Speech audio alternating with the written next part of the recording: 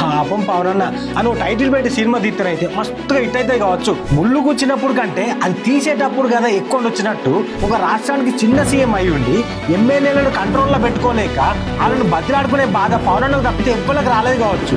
ఇక అన్నకేదన్నా కట్టమత్తే అయిన పార్టీ వాళ్ళు ఒక్క మాట మీద ఉండి సపోర్ట్ ఇయ్యారట. ఇవ్వల తప్పులు కనబడతలేవు, అందరికి నా తప్పులే కనబడుతున్నాయి అని మస్తు బాధపడుతున్నాడు పవనన్న.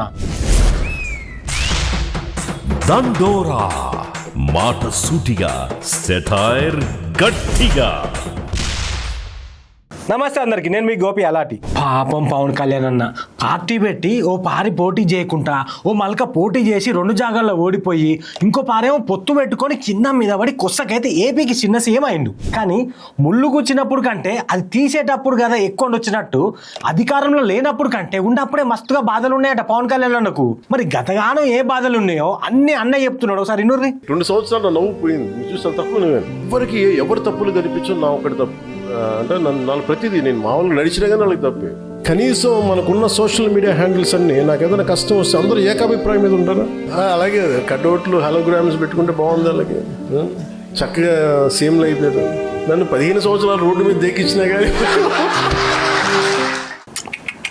పాపం కదా నువ్వులా గంత పెద్ద స్టార్ హీరో అయ్యుండి గంత పెద్ద పదవులుండి గంత ఆస్తి ఉన్నా కూడా అన్న చక్కగా నవ్వక 2 ఏళ్ళు అవుతున్నదట. అన్న ఏం చేసినా తప్పే అంటున్నారట.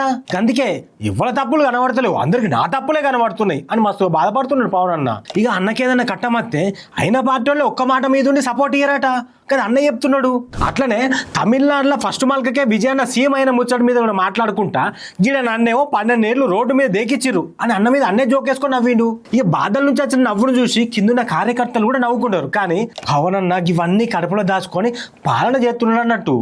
ఇంకా పెద్ద బాధ ఏంటంటే ఇది మేము నలిగి ఇక్కడ దాకా వస్తే మీ పర్సనల్ కాంటాక్ట్ తోటి మీరు దిగజార్చడానికి చేసించాలని అభ్యర్థించాను. అన్న 14 సంవత్సరాలు మా వాళ్ళు రోడ్ల మీద పడి నలిగి కేసులు పెట్టించుకుని వస్తే మీరు తక్కువని ఎమ్మెల్యేలు అయిపోయి మీరు కూర్చొని దిగజార్చకండి. చాలా మీరు కూర్చోబెట్టి మీరు ఇద్దరికి నమస్కారం పెడతానని చెప్పాను. ఇద్దరికి ఎమ్మెల్యేలు పార్టీ గురించి పబ్లిక్ గురించి ఆలోచన చేయకుండా అలా పర్సనల్ ఎంజాయ్మెంట్లు చేసుకుంటా ఇజ్జత్ మొత్తం తీస్తున్నారట.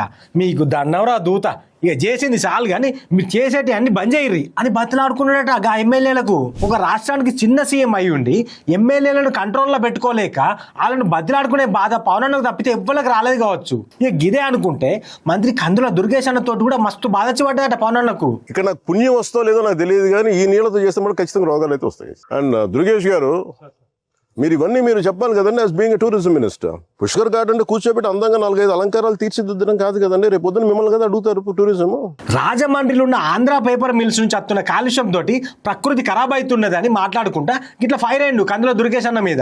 ఇన్ని బాధలు పడుకుంటా కూడా జనాలు ఏ బాధలు పడద్దని పాలన చేస్తున్నాడంటే ఎంత గ్రేటో కదా నువ్వు మన పవన్ అన్న. మరి ఇవన్నీ అవస్థలు ఎన్నడు పోతాయో పవన్ అన్న చూడాలి. కానీ పాపం పవన్ అన్న అని టైటిల్ పెట్టి సినిమా తీస్తారైతే మస్తుగా హిట్ అయితే కావచ్చు అని అనబట్టిరు పవన్ అన్న బాధలు గురించి ఎరికైనా కొందరు రాజకీయ మేధావులు.